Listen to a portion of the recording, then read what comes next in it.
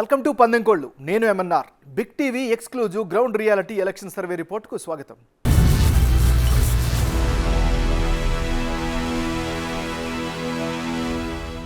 ప్రధాని మోడీ ఇందూరు సభతో తెలంగాణ రాజకీయాలు హాట్గా మారాయి. 2 రోజుల వ్యవధిలోనే పాలమూరుతో పాటు 2 సార్లు తెలంగాణలో పర్యటించిన ప్రధాని చేసిన వ్యాఖ్యలు రాజకీయంగా ప్రకంపనలు రేపుతున్నాయి. కేటీఆర్ను ముఖ్యమంత్రిగా ఆశీర్వదించాలంటూ కేసీఆర్ తనను కలిసి విజ్ఞప్తి చేశారని, ఎన్డీఏలో చేరతామని కోరితే తిరస్కరించామని మోడీ చేసిన కామెంట్స్ పొలిటికల్ సర్కిల్స్లో తీవ్ర చర్చకు దారితీస్తున్నాయి. అలాగే జీహెచ్ఎంసీ ఎన్నికల్లో పొత్తు కోసం గులాబీ బాస్ ట్రై చేస్తే నో చెప్పాము అనే వ్యాఖ్యలు కలకలం రేపుతున్నాయి. దీనికి కౌంటర్గా కేటీఆర్ చేసిన ట్వీట్ కొత్త డిస్కషన్ను తెరపైకి తెచ్చింది. గత ఎన్నికల్లో బీజేపీ అధ్యక్షుడిగా ఉన్న లక్ష్మణ్ తమతో పొత్తుకు ప్రయత్నించారని, కమలం పార్టీ అధిష్టానం ఆదేశం లేకుండానే ట్రై చేశారా అని నిలదీశారు. అప్పట్లో తాము పొత్తు కుదరదని చెప్పామంటూ ట్వీట్ చేశారు కేటీఆర్. ఈ 2 పార్టీల వ్యవహారంపై పీసీసీ చీఫ్ రేవంత్ రెడ్డి తీవ్రంగా స్పందించారు. 2 పార్టీల మధ్య ఉన్న రహస్య స్నేహం బయటపడిందని మండిపడ్డారు. కవితను లిక్కర్ స్కామ్ నుంచి తప్పించాలని, కేటీఆర్ను సీఎం చేయాలని కేసీఆర్ మోడీని అడగడం వాస్తవం కాదా అని ప్రశ్నించారు. మోడీ కేటీఆర్ ఇద్దరు చెప్పింది నిజమేనని, బీజేపీ బీఆర్ఎస్ ఒకరికొకరు సహకరించుకుంది వాస్తవమేనని రేవంత్ స్పష్టం చేశారు. మోడీ కేసీఆర్ది ఫెవికాల్ బంధమని, కాంగ్రెస్ ఓట్లను చీల్చి వచ్చే పార్లమెంటు ఎలక్షన్స్లో బీఆర్ఎస్ బీజేపీ మజ్లిస్ సీట్ల పంపకాల ఒప్పందం చేసుకున్నాయని సంచలన ఆరోపణలు చేశారు. బీజేపీ నేతలు మాత్రం ఇవన్నీ గాలి వార్తలని కొట్టేసే ప్రయత్నం చేశారు. నిజామాబాద్లో మోడీ రాజేసిన రాజకీయ అగ్గి తెలంగాణ పాలిటిక్స్లో పీక్స్కి వెళ్లేలా కనిపిస్తోంది. గత ఖమ్మం సభలోనూ బీఆర్ఎస్ బీజేపీకి బీ టీం అని రాహుల్ గాంధీ స్పష్టం చేశారు. తాజాగా మోడీ చేసిన వ్యాఖ్యలు బీఆర్ఎస్ బీజేపీ మధ్య ఎలాంటి రహస్య బంధం లేదని చెప్పే ప్రయత్నం చేసినా ఇది కాస్త బూమరాంగ్ అయ్యే అవకాశాలే ఎక్కువని రాజకీయ విశ్లేషకులు అంచనా వేస్తున్నారు. ఇక ఎలక్షన్ సర్వే విషయానికి వస్తే కొల్లాపూర్లో పందెంకోళ్ళు ఎవరో ఇప్పుడు చూద్దాం. కొల్లాపూర్ అసెంబ్లీ నియోజకవర్గ రాజకీయాలు గత ఎన్నికల ఫలితాల నుంచే కాకరేపుతున్నాయి. ఇక్కడ కాంగ్రెస్ అభ్యర్థిగా విజయం సాధించిన బీరం హర్షవర్ధన్ రెడ్డి పార్టీ ఫిరాయించి గులాబీ గూటికి చేరడం పొలిటికల్ ప్రకంపనలు రేపింది. ఇక బీఆర్ఎస్ అభ్యర్థిగా ఓడిపోయిన జూపల్లి కృష్ణారావుకు ఇది పుండి మీద కారం చల్లినట్లయింది.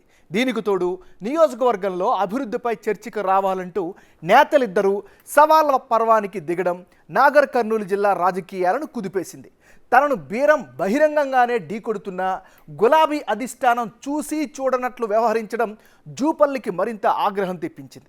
ఈ పరిణామాలపై బగ్గుమన్న జూపల్లి అసంతృప్తిని బాహాటంగానే ప్రకటించారు. చివరకు సొంత గూడైన కాంగ్రెస్ పార్టీకి మారారు. ఫలితంగా మరోసారి జూపల్లి కృష్ణారావు వర్సెస్ బీరం హర్షవర్ధన్ రెడ్డి మధ్య పోరు ఖాయంగా కనిపిస్తోంది. ఇద్దరి మధ్య హోరాహోరీ పోరు నెలకొనే అవకాశాలున్నాయి. గతంలో ఈ ఇద్దరు ఒకరు బీఆర్ఎస్లో ఉంటే మరొకరు కాంగ్రెస్ పార్టీలో ఉంటున్నారు. ఈసారి కూడా సింబల్ మారనుంది తప్ప సింగంలా వీళ్ళే రేసులో ఉన్నారు. మరి ఈ ఇద్దరు పొలిటికల్ బ్యాక్గ్రౌండ్ కనుక పరిశీలిస్తే జూపల్లి కృష్ణారావు కొల్లాపూర్ నుంచి 5 సార్లు గెలిచిన ఏకైక ఎమ్మెల్యేగా రికార్డు సృష్టించారు. పైగా ఈ నియోజకవర్గం కాంగ్రెస్ పార్టీకి కంచుకోట. ఒకసారి తెలుగుదేశం, 3 సార్లు స్వతంత్రులు, 2 సార్లు బీఆర్ఎస్ మినహా గత ఎన్నికలతో పాటు మిగతా అన్ని సార్లు హస్తం అభ్యర్థులే ఇక్కడ గెలిచారు.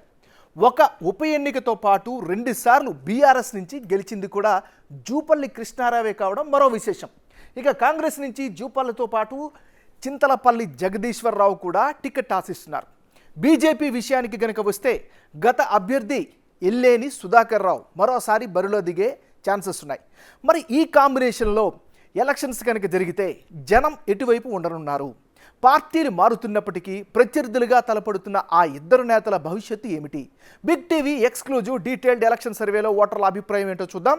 అయితే అంతకంటే ముందు గత ఎన్నికల ఫలితాలను ఓసారి గమనిద్దాం.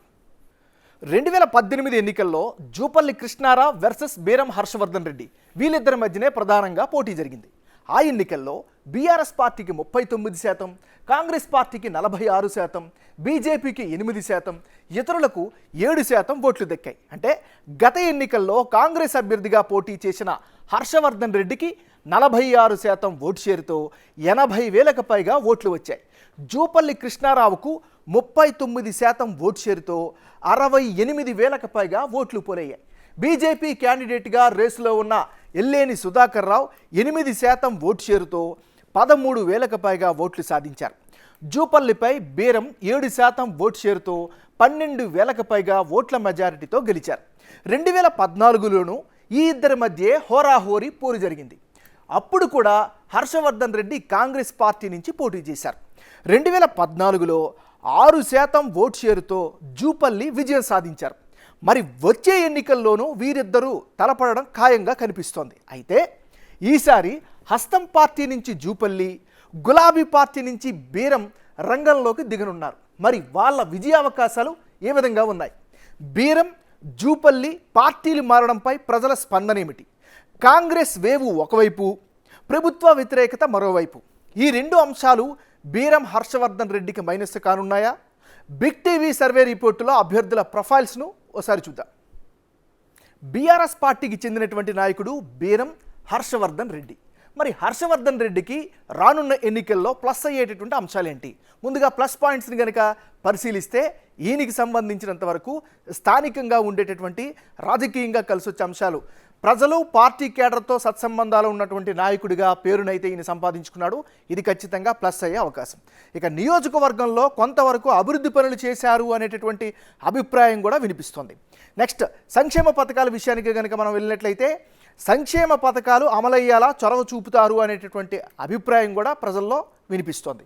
నెక్స్ట్, ఆపదలో ఆదుకుంటారు, అవసరమైతే ఆర్థిక సహాయానికి కూడా వెనకడుగు వెయ్యరు అనేటటువంటి ఒక మంచి అభిప్రాయం అయితే ఈయనైతే సంపాదించుకున్నారు.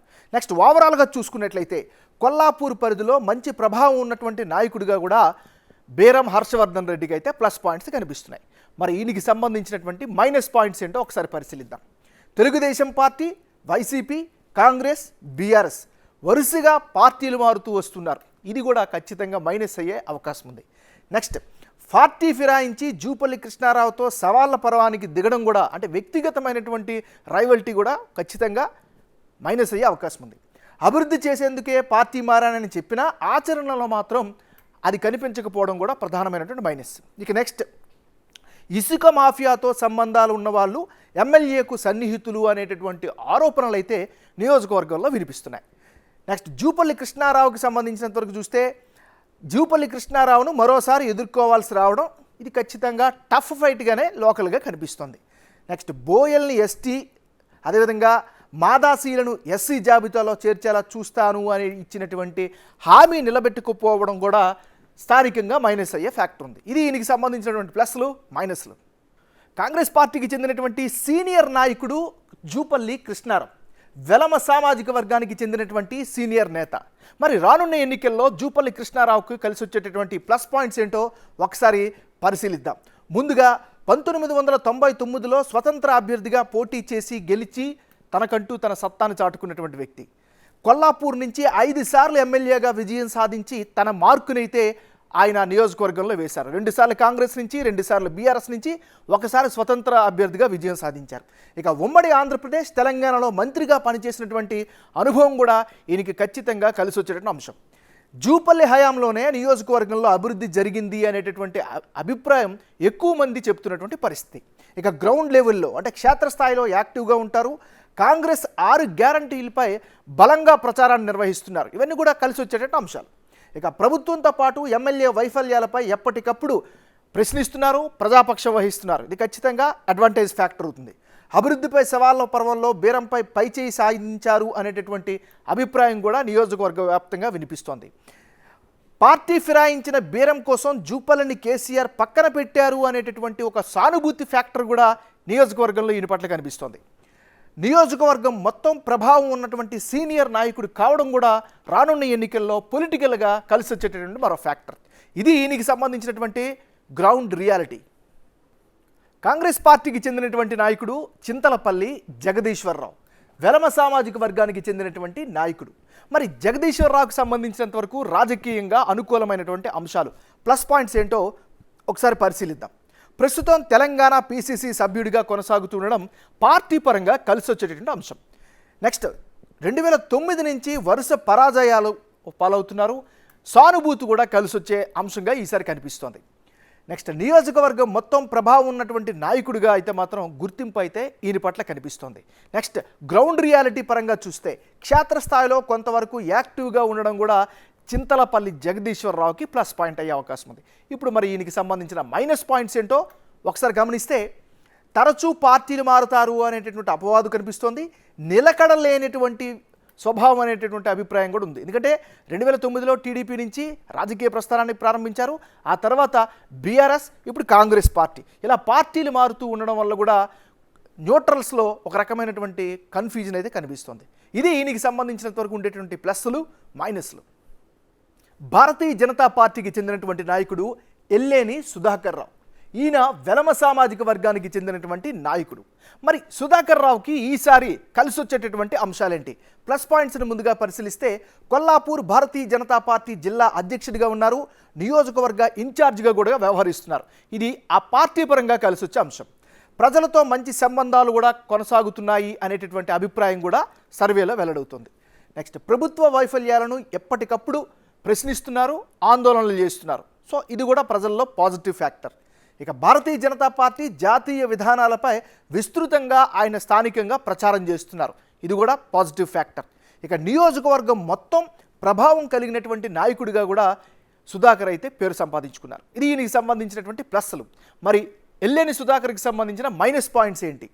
బీజేపీ అభ్యర్థిగా గెలిచే అవకాశాలు తక్కువగా ఉన్నాయి అనేటటువంటి అభిప్రాయం నియోజకవర్గంలో వినిపిస్తోంది. ఇది ఈయనకి సంబంధించినటువంటి ప్లస్లు మైనస్లు. రాజకీయాల్లో అతి ముఖ్యమైనటువంటి ఎలిమెంట్ క్యాస్ట్ పాలిటిక్స్. సో ఈ నియోజకవర్గంలో కులాల వారీగా ఉండేటటువంటి జనాభా, వాళ్ళ యొక్క పొలిటికల్ మద్దతు చూస్తే ఈ నియోజకవర్గంలో ఎస్సీ సామాజిక వర్గం 23% మంది ఉంటే, యాదవులు 20% మంది, ముదిరాజులు 18%, ఎస్టీలు 9% ఉంటే, ముస్లింలు 6% మంది ఉన్నారు. అంటే కొల్లాపూర్ నియోజకవర్గంలో కులాల వారీగా ఓటర్ల మద్దతు ఎలా ఉందో ఒకసారి కనుక పరిశీలిస్తే ఇక్కడ ఎస్సీల జనాభా అధికం. దాదాపు 23% మంది ఉన్న ఎస్సీలలో బీఆర్ఎస్ పార్టీకి 40%, కాంగ్రెస్కు 45%, బీజేపీకి 5%, ఇతరులకు 10% అండగా నిలుస్తున్నారు. 3 ఎకరాల హామీ విస్మరణతో పాటు ప్రభుత్వ పథకాల అమలులో ఎమ్మెల్యే వివక్ష చూపిస్తున్నారు అనే అభిప్రాయంతో ఎస్సీలు ఆగ్రహంగా కనిపిస్తున్నారు. నెక్స్ట్ జూపల్లి కృష్ణారావు వ్యక్తిగత ఇమేజ్ వల్ల కాంగ్రెస్ పార్టీకి ఎస్సీలు కొంత ఎక్కువ మొగ్గు చూపుతున్నారు. 20% మంది యాదవుల విషయానికి వస్తే బీఆర్ఎస్కు 45%, కాంగ్రెస్కు 40%, బీజేపీకి ఇతరులకు 5% చొప్పున సపోర్ట్ అయితే చేస్తున్నారు. ఇక 18% మంది ముదిరాజులు బీఆర్ఎస్కు 35%, కాంగ్రెస్కు 40%, బీజేపీకి 5%, ఇతరులకు 10% చొప్పున అండగా నిలుస్తున్నారు. 9% మంది ఎస్టీల విషయానికి వస్తే గులాబీ పార్టీకి 40% మంది, హస్తం పార్టీకి 45%, బీజేపీకి 5%, ఇతరులకు 10% మద్దతు ఇస్తున్నట్లుగా బిగ్ టీవీ ఎలక్షన్ సర్వేలో తమ అభిప్రాయంగా ఆయా సామాజిక వర్గం ఓటర్లు చెప్పారు. ఇక ముస్లింలు 6% మంది ఉంటే వాళ్ళలో బీఆర్ఎస్కు 50%, కాంగ్రెస్కు 45%, బీజేపీకి 5% చొప్పున సపోర్ట్ చేస్తున్నారు.